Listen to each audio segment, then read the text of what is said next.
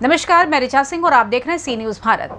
खबर रीवा से है, जहां नई गढ़ी तहसील में किसानों की समस्या को लेकर कांग्रेस पार्टी के वरिष्ठ नेता बहादुर शर्मा ने एक कार्यक्रम का आयोजन किया, जिसमें युवा नेता शुभम सोनी, कुंज बिहार तिवारी, ब्रजेंद्र शुक्ला एडवोकेट समेत हजारों कांग्रेस कार्यकर्ता शामिल हुए और सभी ने मिलकर तहसीलदार को ज्ञापन सौंपा। कांग्रेस पार्टी ने कहा कि भाजपा की सरकार जब बदल जाएगी तो कर्मचारियों का क्या होगा, इसलिए कर्मचारी गरीब जनता की सुने और मनमाना कार्य न करें और देव तालाब विधानसभा से जिस व्यक्ति को टिकट मिलेगा उसके साथ सारी कांग्रेस पार्टी और कार्यकर्ता एक साथ होकर चुनाव जीतने का कार्य करेंगे। वहीं तहसीलदार अनुपम पांडे ने क्या कुछ कहा, आइए सुनाते हैं। आवेदक है जो फरियादी है, वो चूंकि मैं नहीं हो सकता हूँ, वो एप्लीकेंट ही होगा। 10,000 लोग हैं, तो वो 10,000 लोग प्रत्येक पटवारी के विरुद्ध FIR करें, मुझे कोई समस्या नहीं है। आप नहीं करा सकता हूँ, मैं बोल रहा हूँ सर, गलती प्रशासन की है, गलती प्रशासन की। इसीलिए प्रशासन ने MPLRC में धारा 115 को विलोपित नहीं किया है। देखिए मैं गलती आप कलेक्टर को भेजिए, आप धारा 114 लेकिन कलेक्टर को भेजिए। अगर गलत प्रविष्टियां हो गई है तो धारा 50 में रिव्यू कलेक्टर ले सकता है। आपको पावर नहीं है मान लीजिए, तो रिव्यू में आप रिव्यू भेजिए। रिव्यू कौन एप्लीकेशन कर सकता है? रिव्यू का रिव्यू का एप्लीकेशन आप स्वयं जनजान में लीजिए, स्वयं के संज्ञान में है। डिटेल में किसी भी तरह से स्वयं से संज्ञान में आता है, आपके संज्ञान में आता है। मुख्यालय में नहीं रहता है या मुख्यालय से जैसे सबकी फैमिली समस्याएं हैं, कोई रीवा से अप डाउन करता है, तो यदि वो पटवारी प्रातः 10 बजे अपनी मुख्यालय की लोकेशन मुझे नहीं भेजता कि मैं फील्ड में आ गया हूं, तो मैं उसकी वेतन रात 7 करने का जो प्रस्ताव है मैं बना करके अनुभागीय अधिकारी महोदय के यहाँ प्रेषित कर रहा हूँ। इस माह से ये मैंने प्रारंभ कर दिया। ठीक है, तो ये हम एक प्रक्रिया जो मेरी रेवेन्यू के टर्म्स में है वो मैं बुलाया था, वहाँ मैं सहन था और उनकी निष्ठा को देखा कि वो सब चाहते हैं कि सभी कांग्रेस के जो हमारे सभी प्रत्याशी हैं, कांग्रेस के वर्कर हैं, वो धरना प्रदर्शन के माध्यम से, और जो धरना प्रदर्शन आज हो रहा है उसको देव तालाब विधानसभा की जो ज्वलंत समस्याएं हैं उसको निदान करने के लिए उन्होंने केवल नई गढ़ी में नहीं, आपको मालूम होना चाहिए कि देव तालाब में भी हमारा कल कार्यक्रम है और इसके बाद हमारा मनकवार में भी कार्यक्रम है, और ये जो कार्यक्रम है ये अनवरत चलता रहेगा। और जो भारतीय जनता पार्टी का कुशासन है, जो यहाँ पे हमारे दम्भ की नीति चल रही है विधायक की, उस दम्भ को हम लोग समाप्त करेंगे और कांग्रेस पार्टी का विजय हासिल करेंगे। सर, जिस तरीके से पिछली बार चुनाव हुआ था आप खुद देखे थे, बिल्कुल, अगर मान लीजिए इसी तरीके से रहा या कांग्रेस के इस बार शपथ हो गया कि हमें भाजपा को हटाना है, यहाँ से कांग्रेस को लाना है, कोई भी व्यक्तिगत पार्टी से आता है, टिकट मिलती है, तो पर उसे वोटिंग करें, क्या कहते हैं? एक जो पुरानी बार भी यही हम लोगों ने किया था, हम अपनी बात रख रहा हूँ।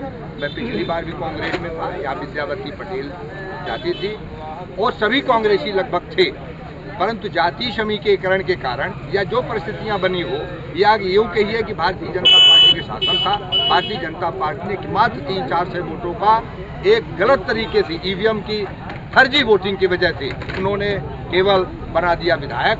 और आज हमारी 22 हमारे सदस्य चले गए विधानसभा के, इसलिए वो विधानसभा अध्यक्ष हो गए हैं, कोई जनता पब्लिक नहीं बनाया है। सर, जिस तरीके से सर आपने देखा कि जब भाजपा की लहर थी उनकी 5 सीटें आया करती थी, जब भाजपा की लहर नहीं थी तो 8 सीटें कैसे आएगी, इसके बारे में क्या कहेंगे आप? देखिए, मैं आपको बता रहा हूँ, जो 8 सीटें आई थी हमारे भारतीय जनता पार्टी की, जो 8 सीटें यहाँ पे आई हैं वो केवल फर्जी तरीके से आई हैं, EVM के कारण के आई हैं। वो शिवराज सिंह चौहान की थी, शिवराज चौहान ने मीटिंग किया था पंचवटी में और उस तरह से बनाया था कि रीवा को टारगेट बनाया था, अन्यथा ये 8 सीट कांग्रेस की थी। आपको मालूम होना चाहिए, ये यथार्थ बात है। जब तक पूरे अमेरिका में, रूस में कहीं भी EVM नहीं है, वोट पे होता है, वोट में मिशिंग होती है और सील लगती है, सील से पता चलता है कि हम वोट किसको दिए हैं। EVM में पता ही नहीं चल पाता और वोटिंग फर्जी हो जाती है, इसलिए हो गए हैं। बाकी की हमारी जनता ने, हमारे रीवा जिला ने कांग्रेस को वोट दिया था, कांग्रेस के विधायक बनाया था और आज भी कांग्रेस के विधायक हम लोग मानते हैं अपने पार्टी में जो हमारे कांग्रेस के प्रत्याशी थे। ये तो फर्जी तरीके से इस तरह से रीवा जिला को केवल नुकसान पहुंचाने के लिए विद्युत क्षेत्र में ये कार्रवाई की गई। तो कानून के ज्ञाता क्योंकि डिस्पीरेंस रिटायरमेंट हुए हैं, इस तरीके से शिवराज सरकार 20 साल छोड़ के जब लास्ट वाला लाडली बहना योजना को लागू किया है, इसके बारे में क्या कहना चाहेंगे आप? क्या लाडली बहना उनकी कितनी सक्सेसफुल जाएगी? देखिए, ऐसा है कि लाडली बहना जो योजना है तो कहीं न कहीं फायदा पहुँचाने के उद्देश्य से की गई है और वोट हासिल करने की। भाई जब आपकी 18 साल से सरकार थी तब तो आपने कभी याद नहीं किया लाडली बहना। जैसे 4 महीने आपके बचे वैसे आपने 1000 रुपये बस महिला के हिसाब से देने का मसला लिया है। उसमें भी सिर्फ और सिर्फ इन्होंने कुछ लोगों को टारगेट किया है।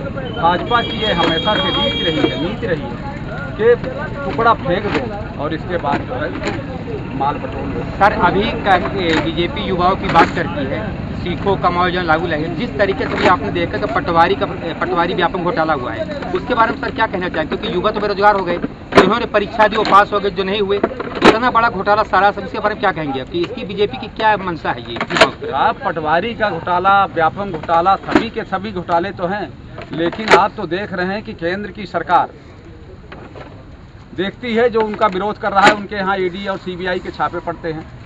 जब केस रजिस्टर्ड हो जाता है, केस रजिस्टर्ड होने के बाद जब वो भाजपा में सम्मिलित हो जाते हैं तो उसको क्लीन चिट मिल जाती है। तो यदि दूसरे पार्टी के लोग उस पार्टी में जाने के बाद बच सकते हैं तो व्यापम और पटवारी घोटाला और शिक्षक घोटाला ये नहीं करेंगे तो क्या करेंगे? इनके रगों में है बेईमानी।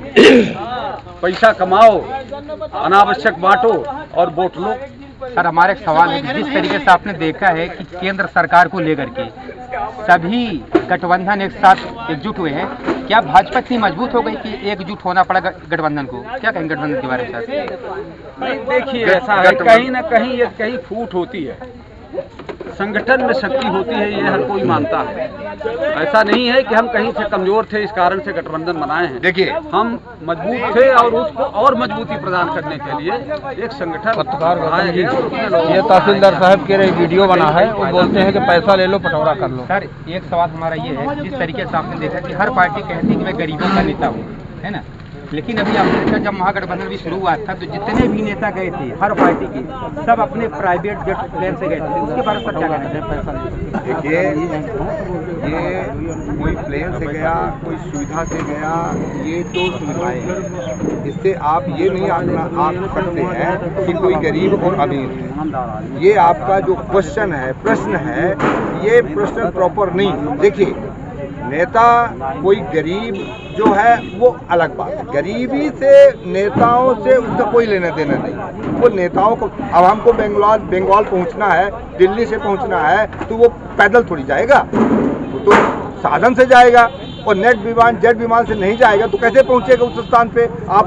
मैं नई गढ़ी में हूँ, हमको कॉल आता है दिल्ली में, हमारी हाई कमान बोलते दिल्ली आइए, हमें प्लेन से जाना पड़ेगा। तो आप ये नहीं कह सकते। और आप तो नई गढ़ी में थे, आप कैसे जान गए? न्यूज़ के माध्यम से जानते हैं, तो न्यूज़ का चैनल ये भी है, तो आप इसको अंदाज लगाइए। बाकी के जो हमारा कांग्रेस पार्टी है वाकई पे गरीबों की पार्टी है। महात्मा गांधी थे, जवाहरलाल नेहरू थे, इंदिरा गांधी थी, राजीव गांधी थे। बताइए आपने किसने संघर्ष किया, किसने गोली किया? ये तो समोसा खा रहे थे भारतीय जनता पार्टी वाले। हमने संघर्ष किया, देश को आज़ाद किया, हमारी एक पूरी सीरीज है, खून मैंने बहाया है। ये हमारी गरीबों की पार्टी है और इसको हम गरीब कहते हैं, ये नहीं कहते। बताइए मोदी जी का क्या आकलन है? मोदी जी आज हैं तो बताइए क्या है उनका आकलन? भारतीय जनता पार्टी, कोई भी आदमी बताइए जो कभी ऐसा हो कि संपन्न हो, करोड़पति अरबपति न हो। कोई भी आज जितने भी अपराधी है सब भारतीय जनता पार्टी में, चाहे यूपी में जाइए, मध्य प्रदेश में, चाहे बिहार में जाइए। मैं आपसे कहना चाहूंगा कि गरीबी का और गरीबी न होने का जो आकलन। रीवा से सी न्यूज़ संवाददाता संजय पांडे की रिपोर्ट। फिलहाल इस खास रिपोर्ट में बस इतना ही। देश दुनिया की तमाम खबरों की जानकारी के लिए देखते रहिए सी न्यूज़ भारत। हर खबर आपके साथ, आपके हाथ।